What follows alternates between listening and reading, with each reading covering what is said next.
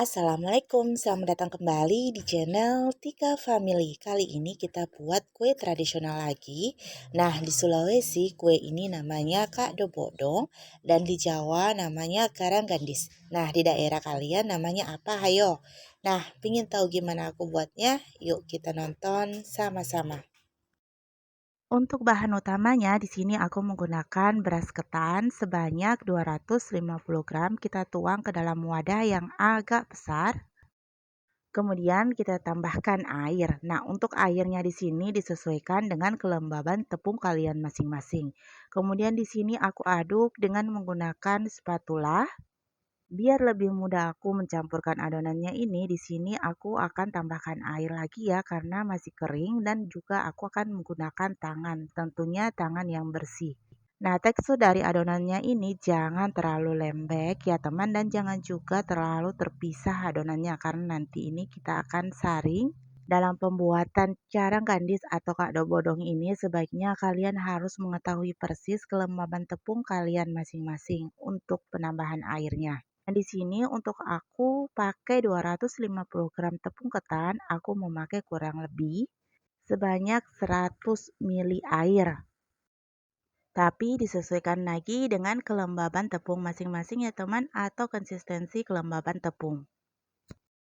Kadang 100 ml air biasa masih kurang atau kebanyakan ya. Nah, kira-kira teksturnya seperti ini kita sisihkan.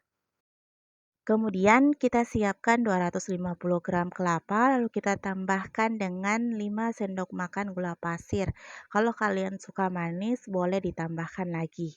Kelapanya ini sebelumnya kita kukus terlebih dahulu ya teman, kemudian ini kita sisihkan. Selanjutnya kita siapkan teflon. Nah, teflonnya ini udah aku panasin sebelumnya, lalu aku matikan lagi kompornya. Nah, pada saat aku taburi si adonannya ini, kompornya dalam keadaan mati ya teman, biar nanti nggak gosong. Nah, di sini aku menggunakan saringan besi ya untuk membuat adonan garang kandisnya ini. Kita parut-parut aja, lalu ini kita rapatkan. Ini kompornya udah aku nyalakan ya. Kita rapatkan. Nah, setelah matang hasilnya seperti ini. Kemudian kita akan isi dengan isian kelapa yang sudah kita campurkan gula pasir tadi di awal. Lalu ini kita gulung si adonannya. Di sini aku gulung seperti dadar ya teman, tapi disesuaikan dengan selera masing-masing aja. Dan mudahnya gimana? Kemudian kalian lakukan hal yang sama sampai semua adonannya habis. Nah, kenapa aku bilang cara membuat kado bodong ini gampang-gampang susah? Karena kalau kalian nggak mengetahui tekstur dari adonannya ini, kalian biasanya gagal di pembuatan kulitnya. Biasanya kulitnya itu rawan hancur ya teman, apalagi pada saat kalian gulung adonannya. Nah, ini kita lakukan sampai semua adonannya habis ya teman. Dan ini biasanya disantap dengan secangkir teh hangat di sore hari. Pokoknya ini recommended untuk kalian coba di rumah. Nah, ini dia hasil dari kado bodo yang kita buat. Hasilnya lumayan cantik dan rasanya ini manis gurih jadi satu.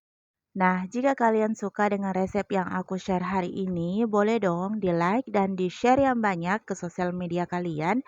Dan yang baru menemukan channel ini, jangan lupa subscribe channel ini ya. Bunyikan loncengnya agar kalian tidak ketinggalan video-video terbaru dari kami. Mohon dimaafkan jika ada salah-salah kata dalam pembuatan video ini.